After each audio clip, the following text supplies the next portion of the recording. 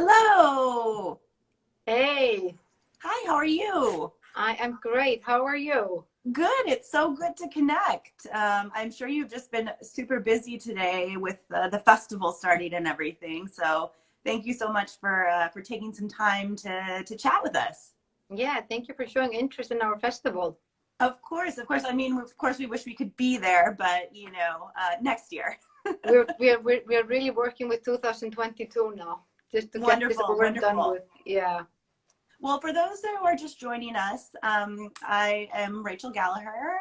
I'm the deputy editor at Gray Magazine, an international design magazine based in Seattle. And I am joined today with Þórey Einars, who is the festival director of DesignMarch, which is kicking off its 13th annual festival today. Exactly. Mm-hmm. Was it today or did it start yesterday? Sorry? Is it today or did it start yesterday? We have, of course, it's COVID, so nothing is normal. So we have an official opening today, but Great. due to circumstances, we had a small gathering yesterday, like a Okay. pre-opening of the festival. Yes. Great, great. So things are kicking off at least. Yes. Yeah. Great, great. Well, I wanted to start out just to kind of talk about, how are things in Iceland, and what does it feel like now that people are starting to get vaccinated? Is there kind of a sense of hope? I mean, obviously, no one's out of the woods yet, but is there kind of a sense that things are moving forward and more hopeful? Yes, I mean, I have to say, definitely hope. And we're seeing, the light at the end of the tunnel here in Iceland. We are very isolated, this island, and we've been very lucky in this whole pandemic, how we've been able to deal with it. And of course, now, with the vaccinating, process going so well, is that definitely you can feel that the people are, the spirit is getting brighter and people are more optimistic and are just waiting to be able to start normal life again, I guess. Yeah. And I know it was a little bit, touch and go about whether you guys were going to, do it in May or have to bump it but it's exciting that it seems like, things are moving forward and you're doing it now. And I mean, Yes, what was that decision like? I mean, was there a point where you almost decided to, go virtual and not do it again or not do it live this year? Mm-hmm. Well, I mean, it's really, there's so many people who play a big role in this. It's our collaborators, it's the designers, first and foremost, who are the most important, key element in deciding, are they willing to rest in this uncertainty to be like, let's do it in May, let's move it to June, are they able to do it? And also because we collaborate with bigger venues and art museums and culture houses. So it's all has to be like in a good rhythm. So the whole team of DesignMarch has done a really good work and having great communications with the participants to try to see, let's just aim for this window, and then you just have to wait and see. You don't know, and in a way, the uncertainty is still here as of today. We don't know what can happen, but it's very heartwarming to see that the design community is so willing to put all this effort into making this happen. That's amazing. I mean, it's so true. It's been so hard to just plan for anything because you don't know, what's tomorrow. Things can change drastically. In a month, things can change drastically. So it's been interesting to see how nimble everybody has gotten, and more kind of just go with the flow. Yeah. And you have this, I mean, it's kind of everywhere. This goddamn virus, COVID, because we had some plan to bring some people over to collaborate and do master classes. Margaret Wellenberg was going to do a master class for the local designers. And then, Okay. Something came up and she had, her window of being vaccinated opened, and you were like, okay, then you can't come because that's kind of like the priority. So as I say, we're really just looking forward, in a couple of months to be able to have a normal life again. Absolutely. So, Design March is exciting because I feel like it's one of the first kind of, big international design festivals that is doing, an in-person format since the pandemic. So what's kind of, different this year and what's the same? What can people, expect? Well, I can promise that people can expect a year supply of inspiration. That's what we say here around the office, because when you can see the program coming together, and because it's presented, what is unique with the festival is that it represents all the disciplines of design, Right. So you can get this variety of interesting projects that people can experience. What's new this year is that we are in collaboration with the academia, and that's also quite exciting, as you know, and because these are the future participants, hopefully, in DesignMarch. So that's like it's done in the Netherlands, and we have seen that that's been successful. So we're experimenting with that this year.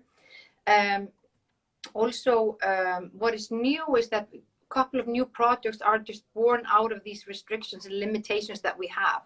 So we have Studio DesignMarch, we have design walks, we have design talks, a podcast about design, and other projects like this. So that's maybe what's new. And what's the same as we say is that, it's still like, the same is that it's a fantastic program. It's filled with exciting projects. Yeah, and you mentioned Studio DesignMarch. So what is that? Studio DesignMarch was born last year as a way of increase or like communicating, internationally, because we didn't have any platforms, because, the foreign press like yourself could not attend. And so we said, like, we need to have a platform to capture, what's happening. And also, of course, our key event, Design Talks, which is an international conference that takes place every year in the conference hall with over 900 people. The program was fully lined up. Oh. And people prepared to go. It's just like, and then it's just, we have to unplug it. So Hlín, the curator, decided that we could maybe try to find a way to communicate it. So we experimented with that, got good people and filmed that. And it was actually screened on the Dutch Design Week. Oh, right. Okay. Yeah.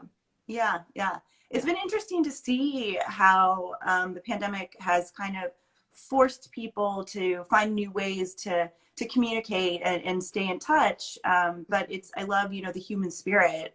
We still all want to be in touch and collaborate. And, so it's kind of been interesting to see how, even though there was this pandemic, it didn't stop us. No, exactly. It's just like this quote saying, never let a good crisis go to waste. I love that. That's what we're just working with here, Absolutely. So as you mentioned, Iceland is a pretty small country. You guys are pretty isolated.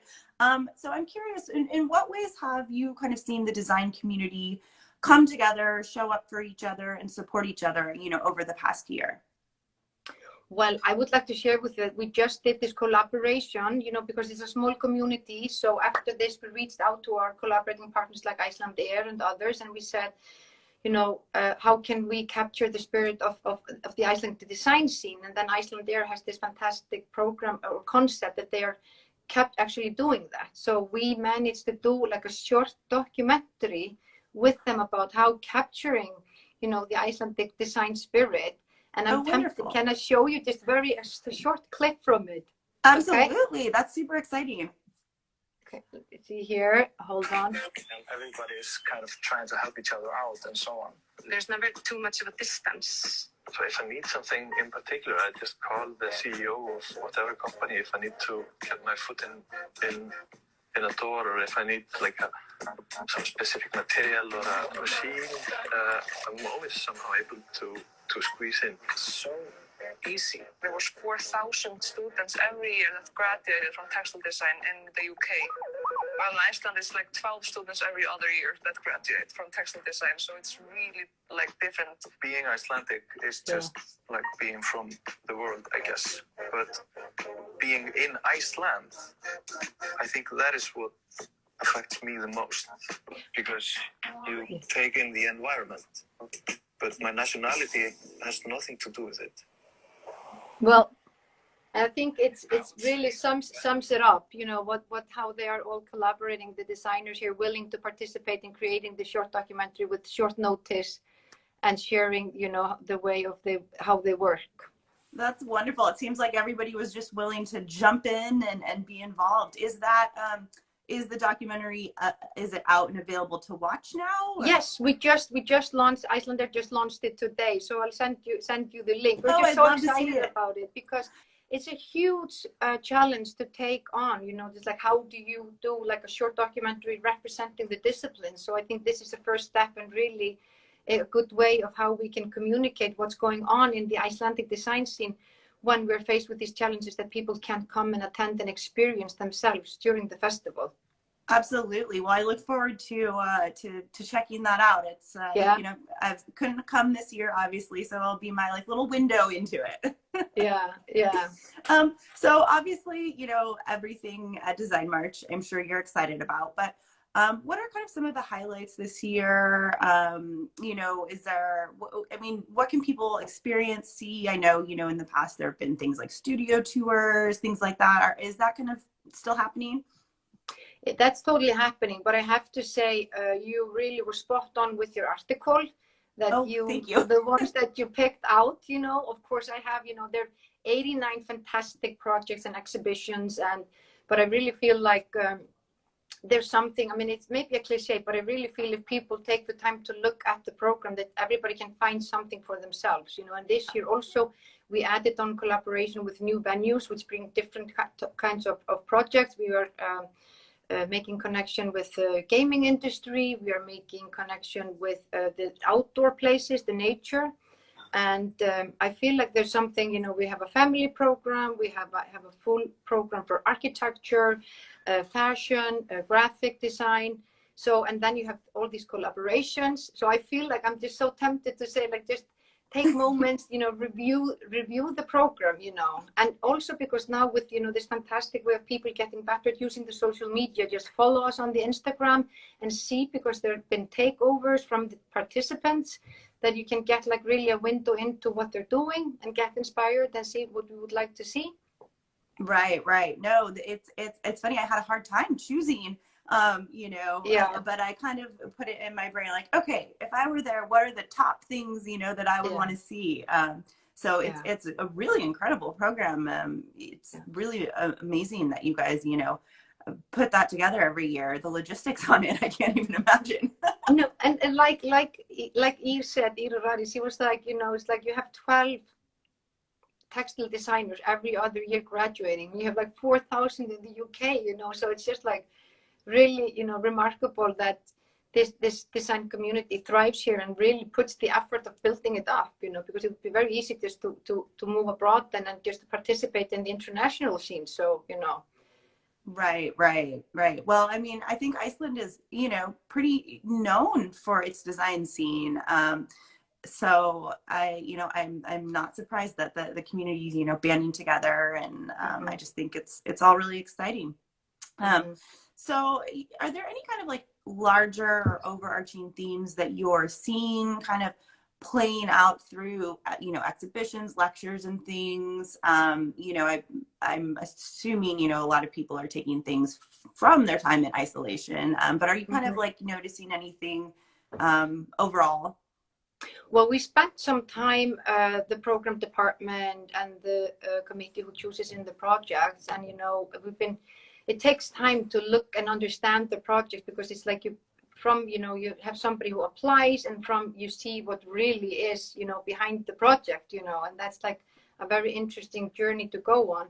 But I feel like, you know, we talked about this theme, you know, the nature, the future, sustainability, digital design, you know, I think then circular design, all of these themes are really relevant in all of these projects.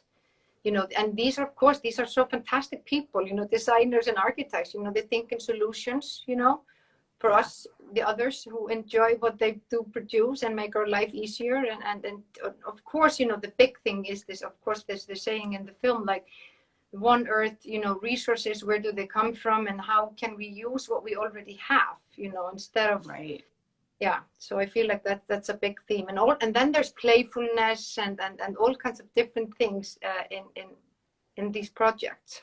That's great. I mean, you've got to have fun with it, right? Exactly. Yeah, you must enjoy.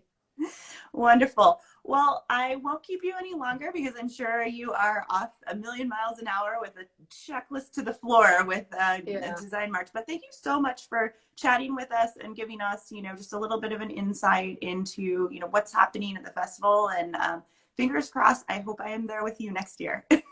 Thank you so much for taking the time, and I'll see you 2022. Yes. We'll aim for that. All right. Well, have a good rest of your evening.